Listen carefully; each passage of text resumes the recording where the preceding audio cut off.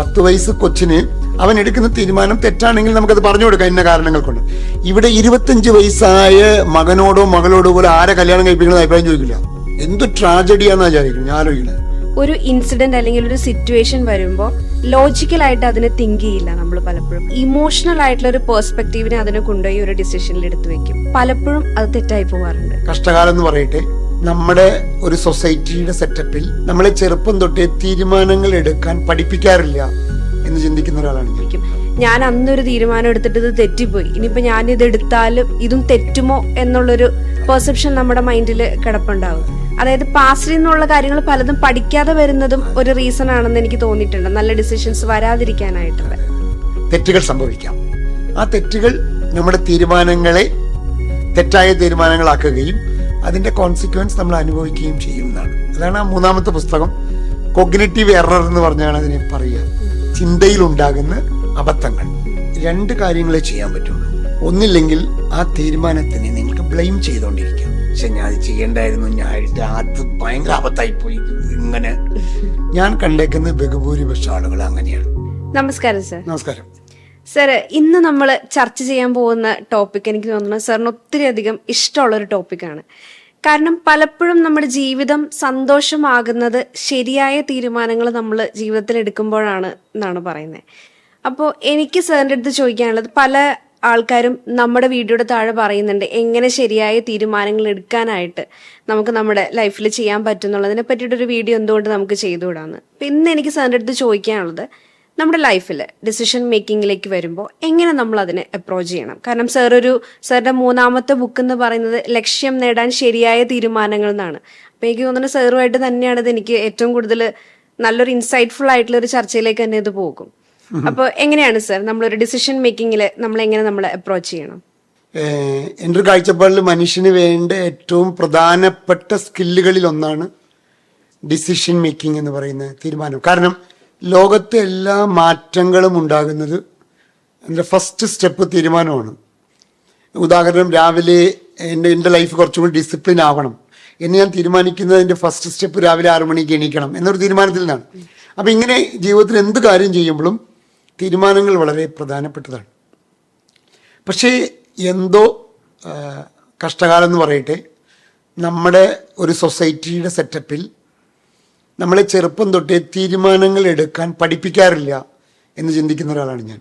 അതായത് ഇപ്പോൾ കുട്ടികളോട് തീരുമാനം എടുക്കാൻ അല്ല ഇവർ പേരൻസ് തീരുമാനം എടുപ്പിക്കുകയും കുട്ടികളെ കൊണ്ടൊരു തീരുമാനം എടുക്കാൻ പകരം മറിച്ച് ചൈൽഡ്ഹുഡ് തൊട്ട് ഒരു കുട്ടിക്ക് ഉണ്ടാക്കി കൊടുക്കേണ്ട ഏറ്റവും പ്രധാനപ്പെട്ട ഒരു സ്കില്ലാണ് ഡിസിഷൻ മേക്കിംഗ് സ്കിൽ എന്ന് പറയുന്ന സാധനം. ആ സ്കില്ല് തെറ്റുന്നത് കൊണ്ടാണ് ഇന്ന് ലോകത്ത് പല ദുരന്തങ്ങൾക്കും കാരണം എന്ന് ഞാൻ വിശ്വസിക്കുന്നു. ഉദാഹരണം, ഫേസ്ബുക്കിൽ ഒരു 4 മാസം ചാറ്റ് ചെയ്യുന്ന ഒരാളുമായിട്ട്, എന്നിട്ട് അയാളുടെ കൂടെ പോകാൻ തീരുമാനിക്കുന്നു. പിന്നീട് കുറച്ചു കാലം അയാളുടെ കൂടെ ജീവിച്ചതിന് ശേഷം ജീവിതം ദുസ്സഹനമാണ് എന്ന് പറഞ്ഞിട്ട് തിരിച്ചു വരുന്നു. പിന്നീട് ജീവിതം ഒരു ഭയങ്കര ദുരന്തമായി മാറുന്നു. ഇങ്ങനെയൊക്കെ ഒരുപാട് കഥകൾ നമ്മൾ കേട്ടിട്ടുണ്ട്. ആ എടുത്തൊരു ഡിസിഷൻ മേക്കിംഗ്, അതായത് ഞാൻ ആരുടെ കൂടെ ജീവിക്കണം എന്നൊരു, ഇങ്ങനത്തെ ചെറിയ കാര്യങ്ങൾ തൊട്ട് വലിയ കാര്യങ്ങൾ വരെ ചെയ്യാൻ കഴിയാത്തത് വല്ലാത്തൊരു ട്രാജഡിയാണ് എന്നാണ് ഞാൻ കരുതുന്നത്. അപ്പോൾ അതുകൊണ്ട് ആ സ്കിൽ അനിവാര്യമാണ്. അപ്പോൾ ആ സ്കില്ല് എങ്ങനെ എടുക്കാം, അതിൻ്റെ കാര്യങ്ങളൊക്കെ നമുക്ക് ഡിസ്കസ് ചെയ്യാം. ഞാൻ പറഞ്ഞത് കൃഷ്ണയുടെ കാഴ്ചപ്പാടിൽ ശരിയല്ലേ? ഇപ്പോൾ ഉദാഹരണം, ഇപ്പോൾ ഒരു പെൺകുട്ടിയായാലും ആൺകുട്ടിയായാലും, ഈ പെൺകുട്ടികളുടെ കാര്യത്തിൽ പ്രത്യേകിച്ച് വീട്ടിലുള്ളവർ ആയിരിക്കും തീരുമാനങ്ങൾ എടുക്കുക, നമ്മുടെ കല്യാണം കഴിക്കുക, അല്ലെങ്കിൽ നമ്മുടെ കരിയർ തിരഞ്ഞെടുക്കുക. അത്തരം കാര്യങ്ങളിലൊക്കെ പൊതുവേ ഇന്നത്തെ സമൂഹത്തിൽ അതൊക്കെ ഒരുപാട് മറികടന്ന് വന്നിട്ടുണ്ട്. എന്നാലും ഒരു സമ്മർദ്ദം സ്ത്രീകളുടെ കൂട്ടത്തിലുണ്ട്. അപ്പോൾ ഈ ഡിസിഷൻ മേക്കിംഗ് ഒരു പ്രധാനപ്പെട്ട സ്കിൽ തന്നെയല്ലേ? സ്കില്ലാണ്. പലപ്പോഴും എനിക്ക് തോന്നിയിട്ടുണ്ട്, നമ്മൾ ഈ കുട്ടികളായിരിക്കുമ്പോൾ അവർ ചില കാര്യങ്ങൾ നമ്മുടെ അടുത്ത് പറയും. പലപ്പോഴും നമ്മൾ അവരെ പാർട്ടിസിപ്പേറ്റ് ചെയ്യിക്കാൻ കൂടി നമ്മൾ ആ ഒരു കാര്യത്തിൽ ഇൻക്ലൂഡ് ആക്കി അഭിപ്രായം പോലും ചോദിക്കില്ല. ഇപ്പൊ എന്റെയൊക്കെ വീട്ടിലാണെങ്കിൽ നേരെ തിരിച്ചാണ്. അവർ കുറച്ചും കൂടി നമ്മളെല്ലാത്തിലും ഇൻക്ലൂഡ് ചെയ്യുന്ന ഇതാണ് എന്റെ വീട്ടിലേക്ക് എന്ന് പറയുമ്പോൾ. എന്ത് ചെറിയ കാര്യമാണെങ്കിലും, ഈവൻ ഇഫ് ഒരു 10 രൂപയുടെ കാര്യം പോലും നമ്മൾ മാറ്റി വെക്കണമെങ്കിൽ കൂടി നമ്മുടെ അടുത്ത് അഭിപ്രായം ചോദിക്കും, ഇതെങ്ങനെ ചെയ്യണം എന്നുള്ളൊരു കാര്യം ചോദിക്കാറുണ്ട്.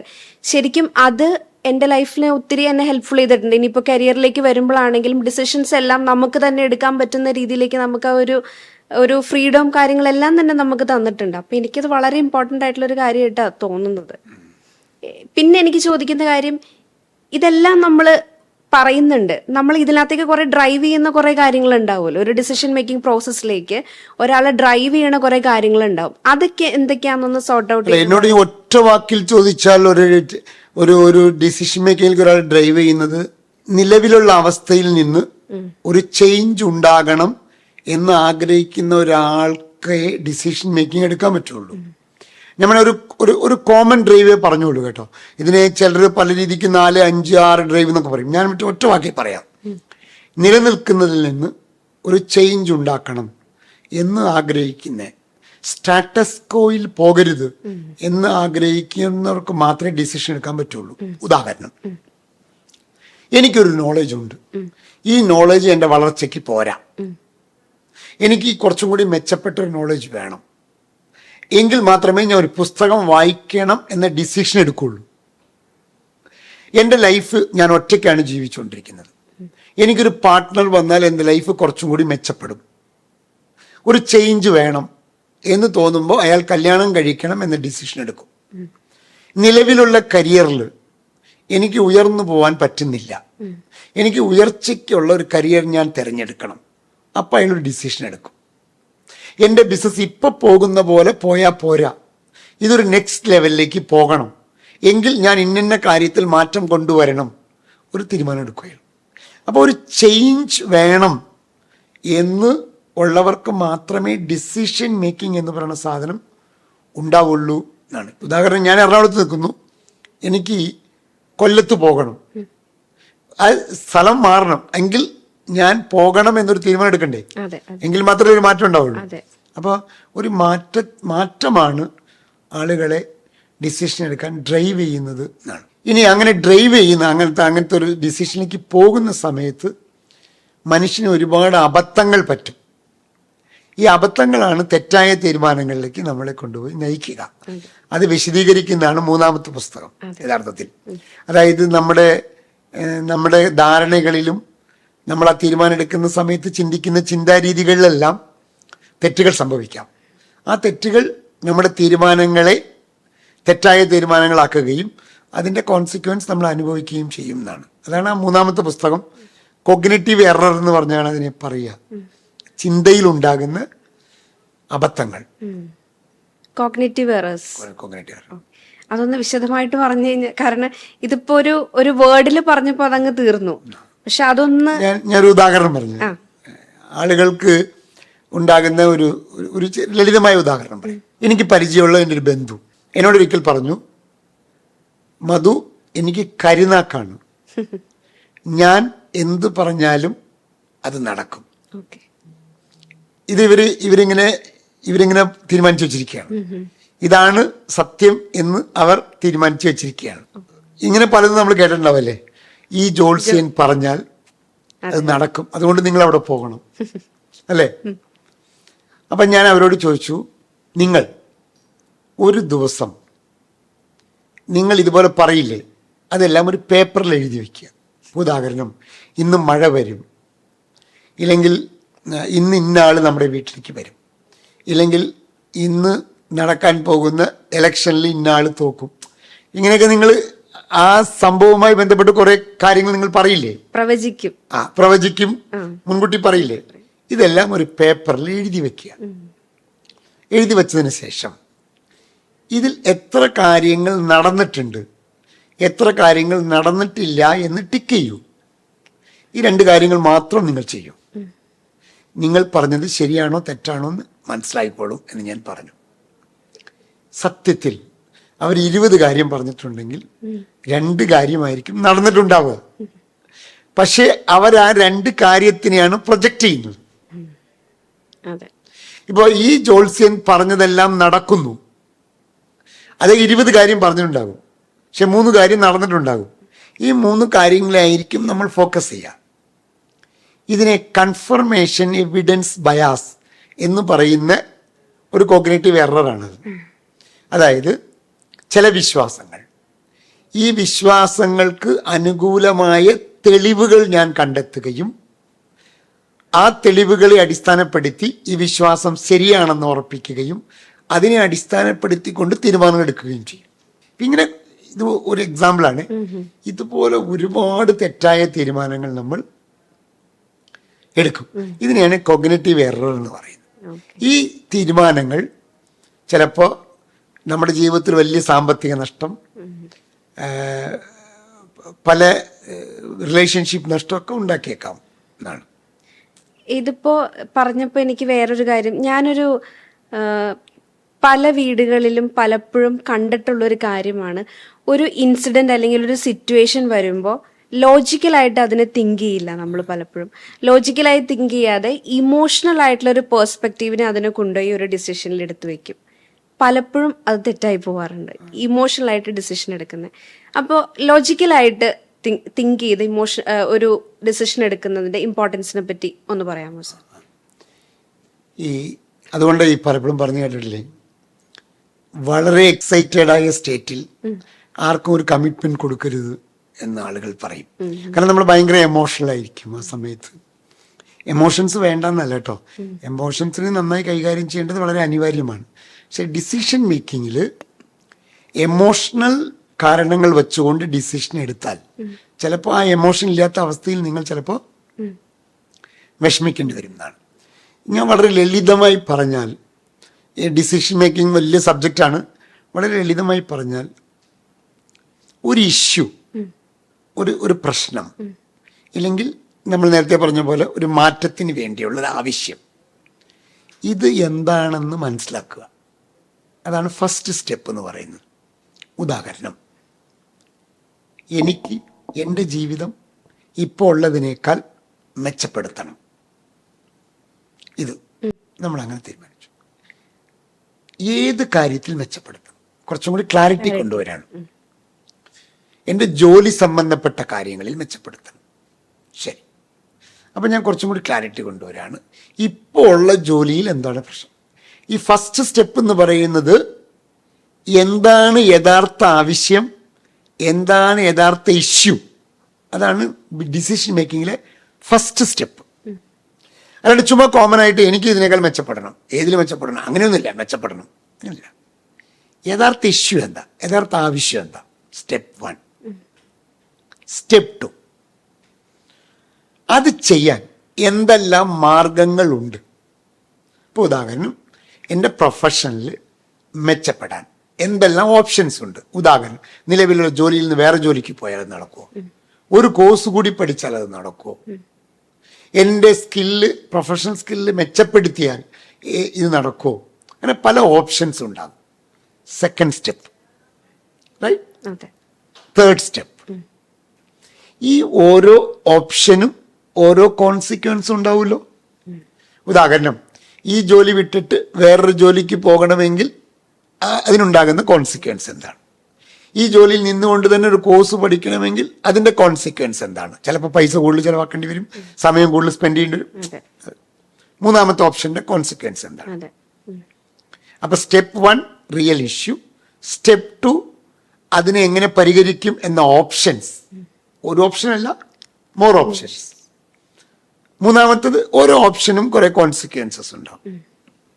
നാലാമത്തെ കാര്യം, ഇതിൽ ഏത് കോൺസിക്വൻസ് ആണ് നമുക്ക് അഫോർഡബിൾ ആയ ഒന്ന്, നമുക്ക് ഗുണകരമായ ഒന്ന്, ആ ഓപ്ഷനെ തിരഞ്ഞെടുക്കലാണ് ഡിസിഷൻ മേക്കിംഗ്. ക്ലിയർ ആയത്? ക്ലിയർ. എനിക്കൊരു ഇഷ്യൂ ഉണ്ട്, ആ ഇഷ്യൂവിന് എന്തൊക്കെയാണ് പരിഹാരങ്ങൾ?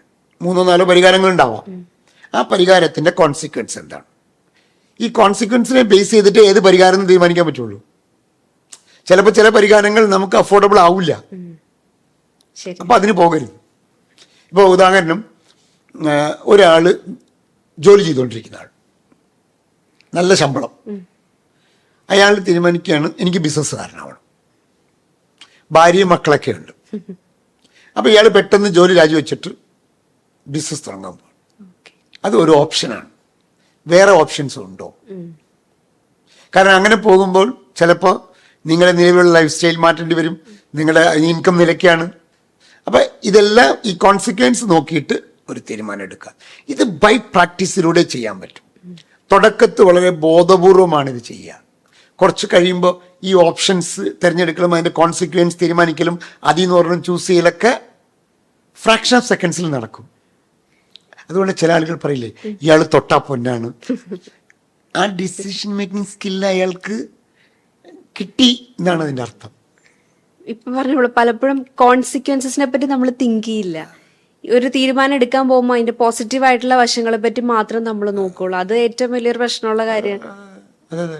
ഈ ഒരു റിസ്ക് മുന്നേ കൂട്ടി കാൽക്കുലേറ്റ് ചെയ്യാനായിട്ട് നമുക്ക് പറ്റണം ഒരു തീരുമാനം എടുക്കാനായിട്ട് ഒരു കാര്യത്തിന് പോകുമ്പോൾ, അല്ലേ സർ? ഈ കോൺസിക്വൻസ് രണ്ട് ടൈപ്പ് ഉണ്ട് കേട്ടോ. പോസിറ്റീവ് കോൺസിക്വൻസ് ഉണ്ട്, നെഗറ്റീവ് കോൺസിക്വൻസ് ഉണ്ട്. ഒരു തീരുമാനം എടുക്കുമ്പോൾ ആ തീരുമാനത്തിന് നല്ല വശങ്ങളുണ്ട്, ചീത്ത വശങ്ങളുണ്ടാകും. ഒരു നല്ല കാഴ്ചക്കാരൻ അത് രണ്ടും കാണണം എന്നാണ്. ആ റിസ്ക് എന്ന് ഉദ്ദേശിക്കുന്നത് അതിന്റെ നെഗറ്റീവ് കോൺസിക്വൻസ് എന്ന് പറയുന്നതാണ്. സെയിം ടൈം ഒരു പോസിറ്റീവ് റിവാർഡും ഉണ്ടാകും. റിവാർഡ് ആൻഡ് റിസ്ക് അല്ലെ? നിങ്ങൾക്ക് ഈ തീരുമാനം നിങ്ങൾ എടുക്കുമ്പോൾ, ഒരാൾ നിങ്ങൾ കല്യാണം കഴിക്കാൻ തീരുമാനിക്കും. ആ കല്യാണം കഴിക്കാൻ തീരുമാനിക്കുമ്പോൾ നിങ്ങൾക്ക് കിട്ടുന്ന റിവാർഡ് എന്താണ്? നമുക്ക് പൊതുവെ റിവാർഡുകളെ കുറിച്ച് മാത്രമാണ് കൺസേൺ, അതിൽ റിസ്കുകളെ കുറിച്ച് കൺസേൺ ഇല്ല. അങ്ങനെ പോകുമ്പോൾ റിസ്ക് ഉണ്ടാകും. ആ റിസ്ക് നിങ്ങൾക്ക് അഫോർഡബിൾ ആണോ? ആണെങ്കിൽ യു ടേക്ക് ദ ഡിസിഷൻ. പാസ്റ്റിലെ കുറെ ഇൻസിഡൻസ് ഉണ്ടാവില്ലേ, ഇതുപോലത്തെ തന്നെ കുറെ ഇൻസിഡൻസ് നമ്മുടെ ലൈഫിൽ ഉണ്ടായിട്ടുണ്ടാവും. ഇപ്പോൾ ഒരു തീരുമാനം എടുക്കാൻ പോകുമ്പോൾ നമ്മളെ പിന്നോട്ട് വലിക്കുന്ന ഒരു കാര്യം ചിലപ്പോൾ ഇതായിരിക്കും, ഞാൻ അന്നൊരു തീരുമാനം എടുത്തിട്ട് ഇത് തെറ്റിപ്പോയി, ഇനിയിപ്പോൾ ഞാൻ ഇത് എടുത്താലും ഇതും തെറ്റുമോ എന്നുള്ളൊരു പെർസെപ്ഷൻ നമ്മുടെ മൈൻഡിൽ കിടപ്പുണ്ടാകും. അതായത് പാസ്റ്റിൽ നിന്നുള്ള കാര്യങ്ങൾ പലതും പഠിക്കാതെ വരുന്നതും ഒരു റീസൺ ആണെന്ന് എനിക്ക് തോന്നിയിട്ടുണ്ട്, നല്ല ഡിസിഷൻസ് വരാതിരിക്കാനായിട്ടുള്ള. ഈ പാസ്റ്റ് എക്സ്പീരിയൻസിനെ മുൻനിർത്തിക്കൊണ്ട് വർത്തമാനകാലത്തിനെയും കാണുക എന്നാണ്. ഇപ്പൊ ചൂടുവെള്ളത്തിൽ വീണ പൂച്ച പച്ചവെള്ളം കണ്ടാലും പേടിക്കും. സത്യത്തിൽ പറഞ്ഞാൽ എന്ത് വലിയ മണ്ടത്തരമാണ്. കാരണം ഒരിക്കൽ ചൂടുവെള്ളത്തിൽ വീണു, പിന്നെ കണ്ടതെല്ലാം പച്ചവെള്ളമാണ്. പക്ഷെ ഈ പൂച്ച ഒരിക്കലും പച്ചവെള്ളത്തിൽ ഇറങ്ങുന്നില്ല എന്ന് പറയുന്ന പോലെയാണ് മനുഷ്യന്. അപ്പൊ ഇതെല്ലാം വളരെ റാഷണലായി ചിന്തിക്കുന്നതിലൂടെ മറികടക്കാൻ കഴിയുന്ന കാര്യങ്ങളാണ്. സാർ, ഞാനിപ്പോൾ പലപ്പോഴും സാറിന്റെ ക്യാബിനിൽ കയറി വരുമ്പോൾ, ഞാനിപ്പോൾ ഒരു കാര്യത്തിന് വേണ്ടി പ്രൊഫഷണൽ ആയിട്ടുള്ള പല കാര്യങ്ങൾക്കും വേണ്ടി സാറിൻ്റെ അടുത്ത് വരുമ്പോൾ സാർ എനിക്കിതിൽ ഡിസിഷൻ എടുക്കാൻ പറ്റുന്നില്ല, ഇതിൽ സാർ എനിക്കിതിന് വേണ്ടി ഒരു തീരുമാനം പറഞ്ഞു തരാമോ എന്ന് ചോദിക്കുമ്പോൾ സാർ എൻ്റെ അടുത്ത് തിരിച്ചിങ്ങോട്ട് വരാറുണ്ട്, കൃഷ്ണ, ഞാനല്ല ഈ കാര്യത്തിന് തീരുമാനം എടുക്കേണ്ടത്, നീ തന്നെയാണ് ഇതിന് തീരുമാനം എടുക്കേണ്ടതെന്ന് സാർ എപ്പോഴും പറയാറുണ്ട്. ശരിക്കും ഡിസിഷൻ മേക്കിംഗ് നമുക്ക് മറ്റൊരാൾ നമ്മുടെ അടുത്ത് നിന്ന് ഗൈഡൻസ് ചോദിക്കുമ്പോൾ ശരിക്കും ഒരു പാർട്ടിസിപ്പേഷൻ അല്ല ഇവിടെ നടക്കുന്നത്. ഒരാൾക്കും ഒരാളുടെ ലൈഫിലും ഡിസിഷൻ എടുത്ത് കൊടുക്കാനായിട്ട് പറ്റില്ലല്ലോ. ഞാൻ ഏത് കോഴ്സിന് പഠിക്കണം എന്നൊരു കുട്ടി ഒരാളോട് ചോദിക്കുമ്പോൾ യഥാർത്ഥത്തിൽ ആ കുട്ടി എസ്കേപ്പ് ചെയ്യാണ്. ഈ തീരുമാനം ഞാനല്ല എടുത്തത്, എൻ്റെ അച്ഛനാണ് എടുത്തത്. ഒരു തീരുമാനത്തിന് ഒരു കോൺസിക്വൻസ് ഉണ്ടാകും. ആ കോൺസിക്വൻസിന്റെ റെസ്പോൺസിബിലിറ്റി ഏറ്റെടുക്കാൻ കഴിയാതെ വരുമ്പോഴാണ് ഈ ചോദ്യങ്ങൾ എപ്പോഴും നമ്മൾ പുറത്തേക്ക് ചോദിക്കുന്നത്. എൻ്റെ ഒരു ബേസിക് വിശ്വാസം, നിങ്ങൾ എടുക്കുന്ന തീരുമാനങ്ങളുടെ കോൺസിക്വൻസ് നിങ്ങൾ തന്നെ സഹിക്കണം എന്നതാണ്. അത് ആ കോൺസിക്വൻസ് സഹിക്കാൻ കഴിഞ്ഞില്ലെങ്കിൽ നിങ്ങൾ വളരില്ല. അത് നിങ്ങളുടെ കാര്യത്തിൽ, എൻ്റെ മക്കളുടെ കാര്യത്തിൽ പോലും ഞാൻ അങ്ങ് ചിന്തിക്കുന്ന ഒരാളാണ്. അതായത് നമ്മൾ രണ്ട് മക്കളെയും അവർ 5ാം ക്ലാസ്സിലും 3ാം ക്ലാസ്സിലും പഠിക്കുന്ന സമയത്ത് സ്കൂൾ മാറ്റാണ്. അപ്പോൾ സാധാരണ നമ്മൾ പുതിയ സ്കൂൾ തീരുമാനിക്കുന്നു, ഇവിടെ പോയി പഠിച്ചാൽ മതി എന്ന് പറയുന്നു. നമ്മൾ അങ്ങനെയല്ല ചെയ്തത്. പുതിയ സ്കൂൾ കൊണ്ട് ഇവരെ കാണിക്കുന്നു, ഇന്ന സ്കൂളിൽ നിന്ന് നിങ്ങളെ മാറ്റുന്നു, നിങ്ങൾക്ക് സമ്മതമാണെങ്കിൽ മാത്രമേ മാറ്റുള്ളൂ, ഈ സ്കൂൾ കണ്ടിട്ട് നിങ്ങൾ നോക്കിയിട്ട് പറയാൻ പറയാണ്. അപ്പൊ അതിൽ അവർക്ക് ചില കൺസേൺസ് ഉണ്ടായിരുന്നു, ഈ സ്കൂളിൽ ഇന്നത് കുറവാണെന്നൊക്കെ അവർ പറഞ്ഞു. നമ്മൾ അതിന് കാരണകാര്യ സഹിതം എക്സ്പ്ലെയിൻ ചെയ്ത് കൊടുത്തു. അവരുടെ അനുവാദത്തോടു കൂടിയാണ് നമ്മളത് ചെയ്തത്. എന്തുകൊണ്ടാണ് ചെയ്തത് എന്ന ചോദ്യത്തിന് ഉത്തരം, അതിൽ നിങ്ങൾ ചോദിക്കും 10 വയസ്സ് കൊച്ചിന് എന്ത് തീരുമാനം എടുക്കാനുള്ള, നമുക്ക് ധാരണ തെറ്റാണ്. 10 വയസ്സ് കൊച്ചിന് അവൻ എടുക്കുന്ന തീരുമാനം തെറ്റാണെങ്കിൽ നമുക്കത് പറഞ്ഞു കൊടുക്കാം ഇന്ന കാരണങ്ങൾ കൊണ്ട്. ഇവിടെ 25 വയസ്സായ മകനോടോ മകളോടോ പോലെ ആരെ കല്യാണം കഴിപ്പിക്കണമെന്ന് അഭിപ്രായം ചോദിക്കില്ല. എന്ത് ട്രാജഡിയാണെന്നാ വിചാരിക്കുന്നത്. ഞാൻ ആലോചിക്കണേ, മനുഷ്യ ജീവിതത്തിന് ഒരു ട്രാജഡി. 25ാമത്തെ വയസ്സിൽ നീ ഇവളെ കെട്ടിക്കോ, നീ ഇവനെ കെട്ടിക്കോ എന്ന് ഈ അച്ഛനമ്മ പറയുന്നു.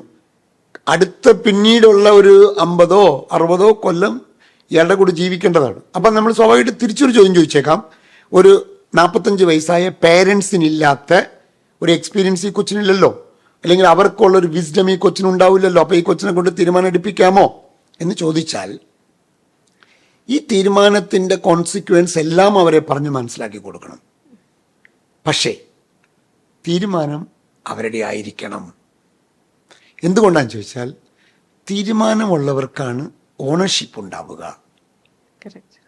കൃഷ്ണേന്ദു എന്നോട് ഇത് ചെയ്യാമോ എന്ന് ചോദിക്കുമ്പോൾ അത് ചെയ്യാം എന്ന് ഞാൻ പറഞ്ഞാൽ ഓണർഷിപ്പ് എനിക്കാണ്, അത് ചെയ്യുന്നത് കൃഷ്ണയാണ്. അപ്പം അതുകൊണ്ട് ആ ഓണർഷിപ്പ് വരാൻ വേണ്ടിയാണ് നമ്മൾ തിരിച്ചൊരു ചോദ്യം ചോദിക്കുന്നത്. അത് അങ്ങനെ ചെയ്താൽ എന്താ സംഭവിക്കുക എന്ന് ചോദിക്കുന്നത്. അത് അപ്പോൾ എൻ്റെ അഭിപ്രായത്തിൽ നമ്മളൊരാളെ വളർത്താൻ താല്പര്യമുണ്ടെങ്കിൽ, അത് ഭാര്യ ആയിക്കോട്ടെ, മക്കളായിക്കോട്ടെ, ജീവനക്കാരായിക്കോട്ടെ, പാർട്ട്ണറെ ആയിക്കോട്ടെ, നിങ്ങളെ ആർക്കെങ്കിലും വളർത്താൻ താല്പര്യമുണ്ടെങ്കിൽ അവരെ കൊണ്ട് തീരുമാനം എടുപ്പിക്കാൻ പഠിപ്പിക്കുക എന്ന് തന്നെയാണ്. അവർ തീരുമാനം എടുക്കാൻ കഴിവില്ലാത്ത കാലത്തോളം അവർ വളരില്ല. അതായത് ഒരു ഓർഗനൈസേഷനിലും ഇംപ്ലിമെന്റ് ചെയ്യാൻ പറ്റിയ ഏറ്റവും ബെസ്റ്റ് ഒരു സ്ട്രാറ്റജിയാണ് സർ ഇപ്പോൾ പറഞ്ഞു തന്നത്. എംപ്ലോയീസ് ആണെങ്കിലും അവരുടെ എന്താണോ ഇഷ്യൂ അത് ചോദിക്കുക, അവരെ കൊണ്ട് തന്നെ അതിന് വേണ്ടിയിട്ടുള്ള ഒരു സൊല്യൂഷനും കാര്യങ്ങളും പറയിപ്പിക്കുക. അതെ അതെ അതെ. തീരുമാനം നമുക്ക് വീട്ടിലായാലും ഓർഗനൈസേഷനിലായാലും വീട്ടിൽ നമുക്ക് കൽപ്പിക്കാൻ എളുപ്പമാണ്, സ്ഥാപനത്തിലും കൽപ്പിക്കാൻ എളുപ്പമാണ്. കൽപ്പിച്ചാൽ അയാൾ വളരില്ല, അയാൾ ചിന്തിക്കുന്നില്ല. ഇപ്പോൾ എന്നോട് കൃഷ്ണ ഒരു ചോദ്യം ചോദിക്കുകയാണ്, സാർ ഇത് ചെയ്യാമോ? ചെയ്യൂ, ഇല്ല, ഇതിൽ ചിന്തയില്ല. പകരം കൃഷ്ണയുടെ അഭിപ്രായം എന്താ എന്ന് ഞാൻ തിരിച്ചു ചോദിക്കുമ്പോൾ യഥാർത്ഥത്തിൽ കൃഷ്ണ ചിന്തിക്കാൻ തുടങ്ങിയില്ലേ? കൃഷ്ണ ചിന്തിക്കുമ്പോഴല്ലേ വളരുള്ളൂ. കൂടെ നിൽക്കുന്നവർ വളർന്നില്ലെങ്കിൽ അവർ നമുക്ക് ലയബിലിറ്റി അല്ലേ? ഇപ്പോൾ ഞാനിപ്പോൾ ഒരു ലാസ്റ്റ് ഒരു ക്വസ്റ്റ്യൻ പോലെ ചോദിക്കുകയാണ് സർ. ഇപ്പോൾ ഒരു ആളൊരു തീരുമാനം എടുത്തു, തെറ്റിപ്പോയി, അയാൾ ഭയങ്കര ഡെസ്പറേറ്റ് ആയിട്ടിരിക്കുകയാണ്. എങ്ങനെ ആ ഒരു സിറ്റുവേഷനിൽ നമുക്ക് പുറത്തേക്ക് വരാനായിട്ട് പറ്റും? രണ്ട് കാര്യങ്ങളെ ചെയ്യാൻ പറ്റുള്ളൂ. ഒന്നില്ലെങ്കിൽ ആ തീരുമാനത്തിനെ നിങ്ങൾക്ക് ബ്ലെയിം ചെയ്തുകൊണ്ടിരിക്കാം. പക്ഷെ ഞാൻ അത് ചെയ്യണ്ടായിരുന്നു, അത് ഭയങ്കര അബദ്ധമായിപ്പോയി, ഇങ്ങനെ. ഞാൻ കണ്ടേക്കുന്ന ബഹുഭൂരിപക്ഷം ആളുകൾ അങ്ങനെയാണ്. ശരിയാണ്. ഇത് ജീവിതത്തിനെ ദുശ്ശകനമാക്കും. കുറ്റബോധം, തെറ്റ് ചെയ്തു പോയതിൻ്റെ കുറ്റബോധം, നഷ്ടബോധം, ഇതെല്ലാം വച്ച് നടക്കും. ഒരു പരിഹാരം ഉണ്ടാകുന്നില്ല. രണ്ടാമത്തെ കാര്യം, അതിൽ നിന്ന് എന്ത് പാഠങ്ങളാണ് നിങ്ങൾ പഠിച്ചത്? ഇനിയുള്ള തീരുമാനങ്ങളിൽ ആ പാഠങ്ങൾ നമ്മളെ ബാധിക്കാൻ പാടില്ല. 2004 മുമ്പ് വരെ സാമ്പത്തികമായി ഞാൻ വമ്പിച്ച പരാജയമായിരുന്നു. നമ്മൾ ഒരുപാട് അധ്വാനിച്ചിട്ടുണ്ട്, പക്ഷെ സാമ്പത്തിക കാര്യത്തിൽ എനിക്ക് ഒരു ക്രമം ഉണ്ടായിരുന്നില്ല. അതെനിക്ക് വലിയ തിരിച്ചടി തന്നു. ഞാനതിനെ ശപിക്കുകയോ കുറ്റബോധമോ ഒന്നുമില്ല. പക്ഷെ അന്ന് പഠിച്ച പാഠങ്ങൾ വെറും അക്കമിട്ട് ഞാൻ എഴുതി. പിന്നീട് 2004 ശേഷം എൻ്റെ ജീവിതത്തിൽ ആ അബദ്ധങ്ങൾ പറ്റിയിട്ടില്ല. അപ്പോൾ നിങ്ങൾ തെറ്റായ തീരുമാനങ്ങൾ എടുക്കുന്നത് യഥാർത്ഥത്തിൽ നിങ്ങളുടെ ജീവിതത്തിന് വഴിത്തിരിവാകും എന്ന് ചിന്തിക്കുന്ന ഒരാളാണ് ഞാൻ. അതുകൊണ്ട് മനഃപൂർവ്വം തെറ്റായ തീരുമാനം എടുക്കണം എന്നല്ല. തെറ്റായ തീരുമാനങ്ങൾ ജീവിതത്തിൽ ഉണ്ടെങ്കിൽ അതിനെക്കുറിച്ച് പരാതി പറഞ്ഞ് വിഷമിച്ച് കുറ്റബോധമായിട്ട് നടക്കുന്നതിന് പകരം learn and transform your self. ഒരു ഇൻസിഡന്റ് ഉണ്ടായാൽ അതിനെ പോസിറ്റീവായിട്ട് കണ്ട്, സങ്കടങ്ങൾ നമുക്ക് വരും, സങ്കടങ്ങൾ വരിക, അതിനെ കളയുക, നെക്സ്റ്റ് അതിൽ നിന്ന് പുറത്തേക്ക് വരാനായിട്ടുള്ള കാര്യങ്ങൾ എന്താണെന്ന് വെച്ചാൽ നമ്മൾ നോക്കണം. അപ്പോൾ എനിക്ക് തോന്നുന്നു ഈ ഒരു ഡിസ്കഷൻ വളരെ ഇൻസൈറ്റ്ഫുൾ ആയിട്ടുള്ള ഒരു ഡിസ്കഷൻ ആയിരുന്നു. ഇത് കണ്ടുകൊണ്ടിരിക്കുന്നവർക്കും ഇത് വളരെ ബെനിഫിറ്റഡ് ആയിട്ടുള്ള ഒരു വീഡിയോ ആയിരിക്കും. അപ്പോൾ ഇനിയും നമ്മൾ ഇതുപോലത്തെ ഒരു വീഡിയോ ആയിട്ട് വരുന്നതായിരിക്കും. Thank you so much sir for the discussion. Thank you sir.